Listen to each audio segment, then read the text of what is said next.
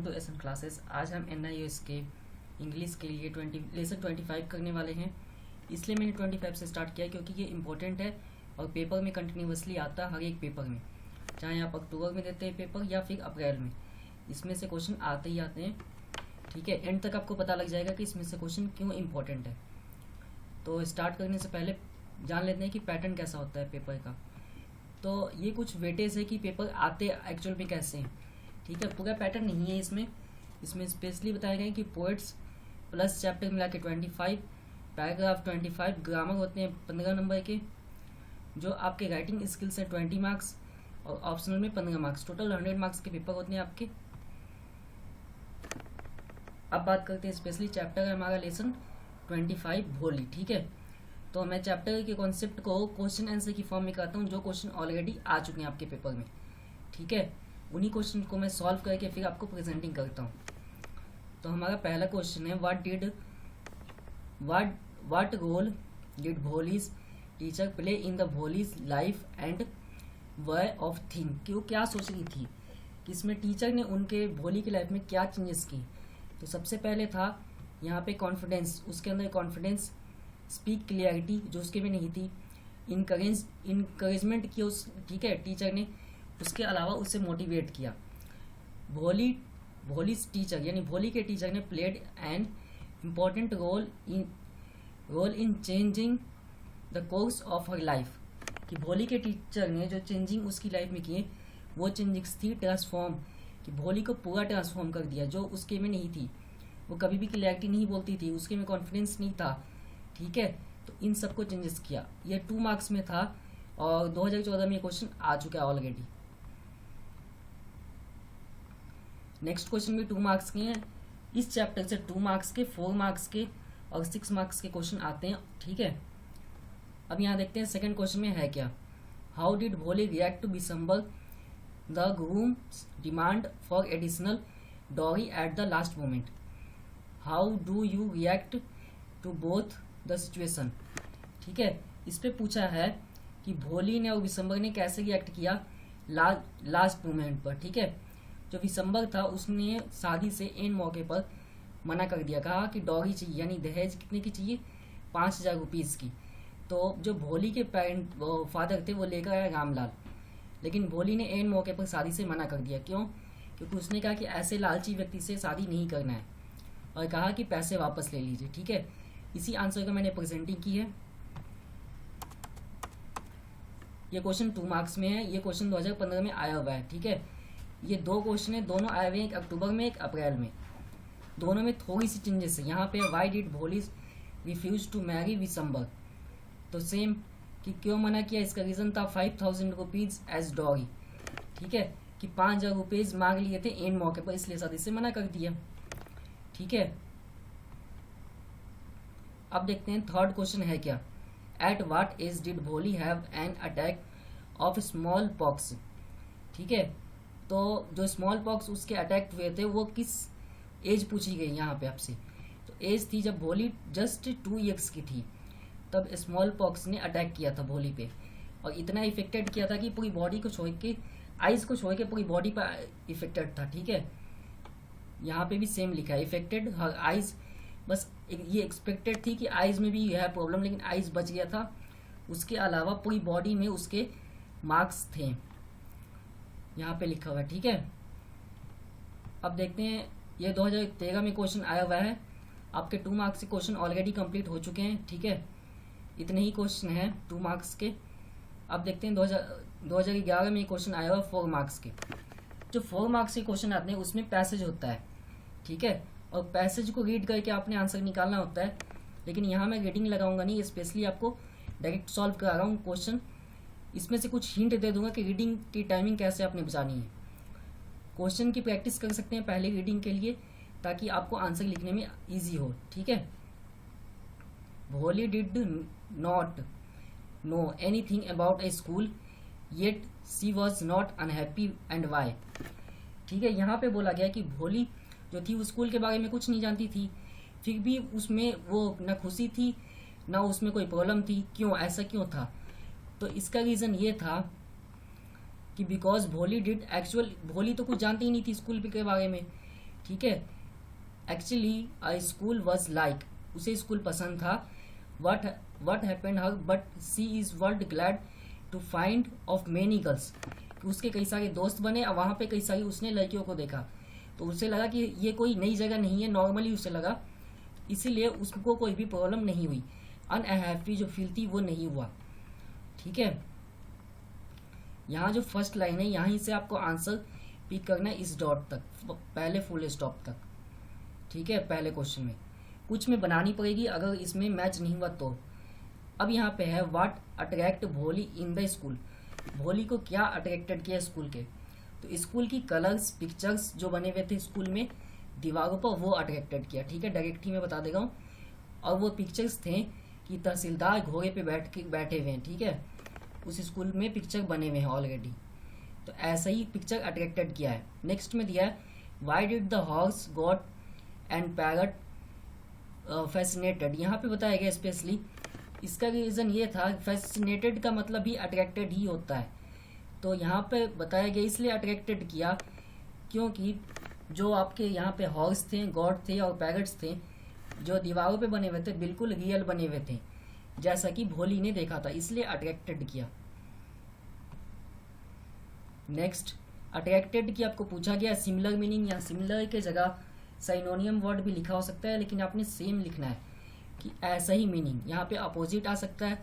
ठीक है, एक वर्ड आता ही आता है ऐसा, तो यहाँ पे लिखा है फैसिनेटेड, यही आपने भी लिखना है, दोनों की मीनिंग सेम होती है अट्रैक्टेड। अब देख लीजिए 6 मार्क्स के क्वेश्चन जो थे 2011 से लेकर 17 तक के बीच में एक बार आया हुआ है 2016 में। ठीक है, तो यहाँ पे एक ही बार में पूरी की पूरी समरी आपने लिख देनी है, जो पूरी चैप्टर की समरी है। क्वेश्चन पूछा गया going to school was turning point in the Bholi life, बस ये इतना ही आपको दिया हुआ है, एक लाइन आपको बतानी है टर्निंग पॉइंट कैसे थी पूरी डिटेलिंग में। तो सबसे पहले इतना आप लिख देंगे तो मार्क्स मिल जाएगा, ये शॉर्ट समरी है। तो स्पेशली टर्निंग पॉइंट होता है कि टीचर ही जो होते हैं नॉर्मली स्टूडेंट लाइफ की टर्निंग पॉइंट होते हैं। ठीक है, भोली के लिए भी सेम थी। अब यहाँ पे बताया गया कि भोली ने सब कुछ वहीं से सीखा, बिलीव, मोटिवेशन, इंस्पायर सब स्कूल से हुई। ठीक है, उसके अलावा clear speaking, understanding, social system, ये सब कुछ सीखा कहाँ से, स्कूल से ही और टीचर से, तो इसीलिए टर्निंग पॉइंट था स्कूल भोली के लिए। तो आपने ऐसी रीडिंग करनी है और 2 बार लिख के प्रैक्टिस करना है, तब आपकी ये क्वेश्चन प्रिपेयर होंगे। ठीक है, वैसे नहीं हो पाएंगे। और ये क्वेश्चन 2016 में है, आप देख सकते हैं। अब देखते हैं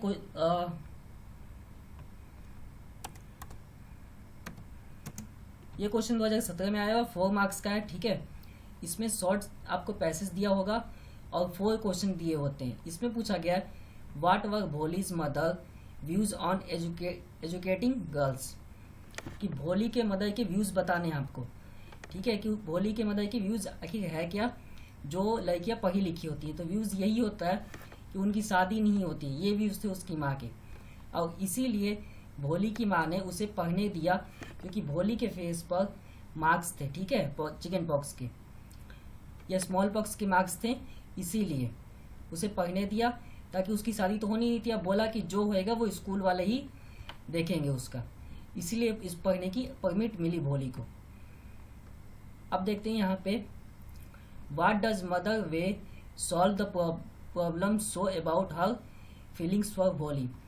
तो अब यहाँ पे जो लिखा हुआ है कि आपको प्रॉब्लम भोली की सॉल्व कैसे हुई, उसकी मदर जो फीलिंग्स थी, अब उसकी माँ उसके लिए बहुत ज़्यादा केयरिंग थी, फिर भी प्रॉब्लम्स कैसे सॉल्व हुई थी। यहाँ पे सीधा ही लिखा है कि भोली के लिए केयर तो थी, लेकिन जब मैरिज का उसके पास आया प्रपोजल तो डायरेक्ट माँ एक्सेप्ट कर लिया कि हाँ जी मैरिज इसकी होनी चाहिए।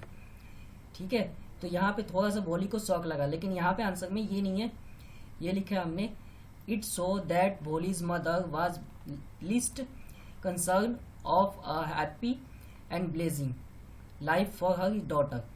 उसकी माँ खुश थी क्योंकि उसकी बेटी की जिंदगी थी, मतलब उसकी बेटी ठीक है ठीक ठाक थी और सुखी थी और जिंदा थी, क्योंकि जैसी प्रॉब्लम्स उसे 2 साल की एज में हुई थी तो उसी टाइम उसका बचना थोड़ा मुश्किल था। ठीक है, इसीलिए वो हैप्पी थी उसकी माँ। ठीक है, और कंसर्न भी थी। एंड में यही बताया what would happen to daughter after marriage, तो यही बोला गया कि क्या हैपन होगा। तो एंड में जब प्रपोजल आया तो एक्सेप्टेड किया उसकी माँ ने, इससे थोड़ी सी भोली को हैरानी हुई थी। Why did mother say there is little chance of her getting marriage. अब यहाँ पे आपसे पूछा गया है कि उसकी माँ की क्या थे जो शादी के थे, कि भोली की शादी होएगी कि नहीं, तो ना होने के लिए क्या रीज़न थे। भोली की माँ ने क्या कहा, शादी के लिए। ठीक है, तो बोला कि उसकी शादी मुश्किल है, क्यों, क्योंकि युगली फेस, यानी कि उसके जो फेस है और उसकी बॉडी पे मार्क निशान है, किसके, स्मॉल पॉक्स के, जो पहले उससे हुए थे 2 साल की एज में। और उसके सेकंड रीज़न ये दिया है कि एजुकेटेड डॉटर्स की कभी शादी नहीं होती, ये उसकी माँ ने कहा। किसकी, भोली की माँ ने। ये थॉट थे उसके। ठीक है, which word in passage means. अब यहाँ पे आपसे पूछ लिया गया है, एक 3-4 वर्ड दिए गए और इसकी मीनिंग पूछी गई, सेम बतानी आपकी। नॉट लिसन टू समवन, कि किसी को भी नहीं सुनना। तो यहाँ पे हमने एक वर्ड लिखा है डिसओबे। डिसओबे का मतलब भी सेम होता है कि हम किसी को भी नहीं सुनेंगे। ठीक है, अवज्ञा कहते हैं, यहाँ भी सेम है कि आज्ञा नहीं मानेंगे। ना सुनने का मतलब आज्ञा नहीं मानना। ठीक है, ये क्वेश्चन नंबर 8 है। और जो आपके पैराग्राफ वाले क्वेश्चन है वो 4 मार्क्स के होंगे। आप यहाँ देख सकते हैं 2012 में ये क्वेश्चन आया हुआ है। तो ऐसी पैसेज आपका लिखा हुआ होगा, उस पैसेज को रीड करके सॉल्व करनी होती है। बट अगर आप प्रैक्टिस कर लेते हैं कुछ क्वेश्चंस की तो पेपर में आपको जरूर हेल्प होगी। ठीक है, वाई वॉज भोली सेंट टू अ स्कूल। भोली क्यों स्कूल गई, तो जाहिर सी बात है कोई भी जो होता है चाइल्ड वो क्यों स्कूल जाता है, ताकि उसे लर्निंग मिल सके, सोसाइटी में अच्छे से रह सके और वो एक अच्छा जीवन जिए। ये 3 रीज़न होते हैं specially. Bholi was sent to school so that she could learn new things, की नई चीज़ें सीख सके।